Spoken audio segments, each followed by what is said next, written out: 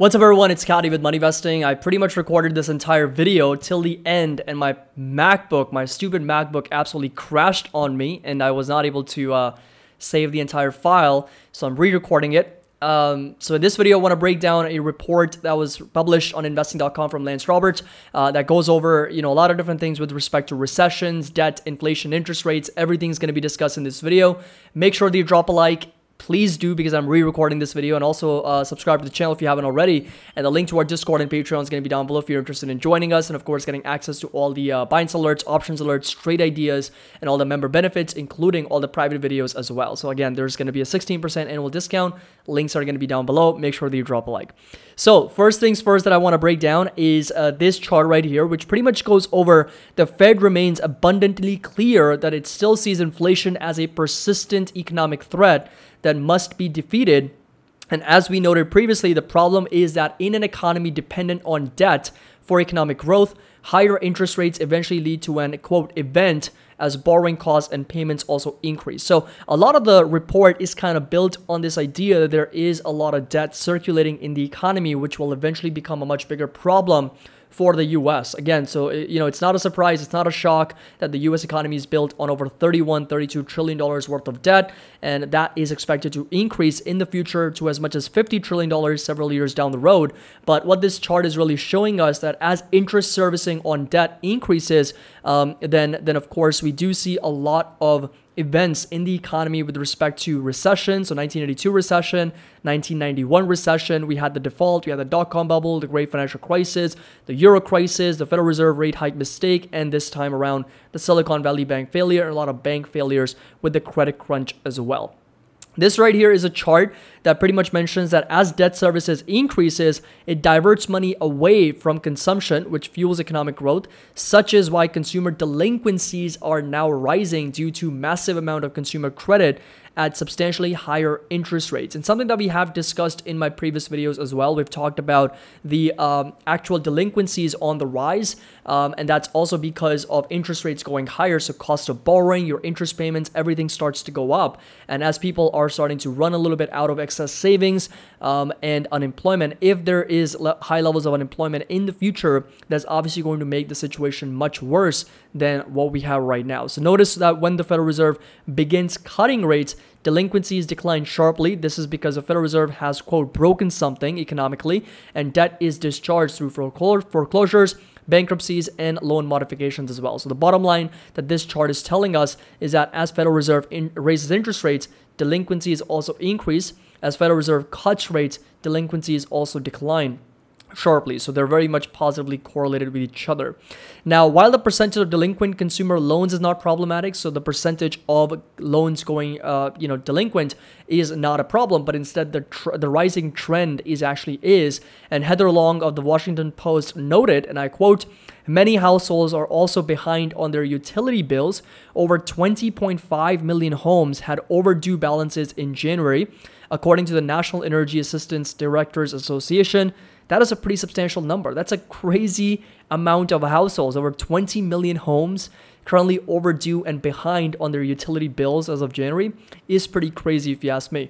And per the article, the bottom 60% of earners contribute 40% of GDP growth, and people delinquent on the loans are likely getting financially squeezed due to the falling real wages and will be forced to reduce their consumption.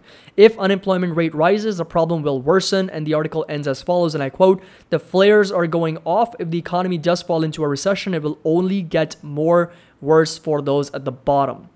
So again, something to think about, because number one, it's again statistic. It's a fact that over 20 million are behind, in as of January on their utility bills, so they're overdue. And again, if there is unemployment that rises, if there is a potential recession in the economy, then of course things will only get worse for the bottom 60%. The deep yield curve inversion also a sign that recession odds are increasing, and this is something that we have discussed in our previous videos as well, so I don't have to go over it again. But of course, the inversion in the spread between the 10 and the 2-year definitely has suggested a recession probabilities are rising, and it's never given us a false positive in a very long time. So the current version of the yield curve, the 10-year and the 2-year interest rates is now at deepest level since Paul Volcker was engineering hikes that broke the back of double-digit inflation and it costed the economy 2 back-to-back recessions. However, there is a significant difference between now and 1970s, which is dependency on debt. Again, we're kind of circling back to this idea with the dependency on debt, because from back in 1970s and 1980s, the debt levels have substantially gone up. I mean, it's just literally gone up parabolic. And as shown, households' net worth as a percentage of their disposable income has far stripped the level of debt, right? So it's all built on the back of debt. So such was a function of continuous decline in borrowing cost and massive increases in leverage. And this right here is a chart that is very much telling. And what this really shows you, the blue line over here, which is the unshaded area, tells you the net worth as a percentage of disposable income. And the other shaded line is the level of debt.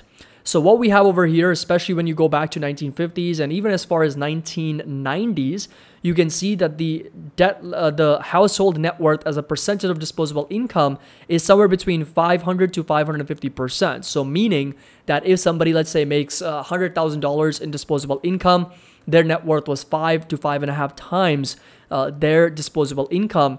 And a lot of it was built not on the back of leverage, right? So net worth built virtually with no leverage because debt levels were so low. But as interest rates were so low for the last 40 years because of lower inflation, so after Paul Volcker broke inflation, right, so it brought us back down to 1.5%, 2%.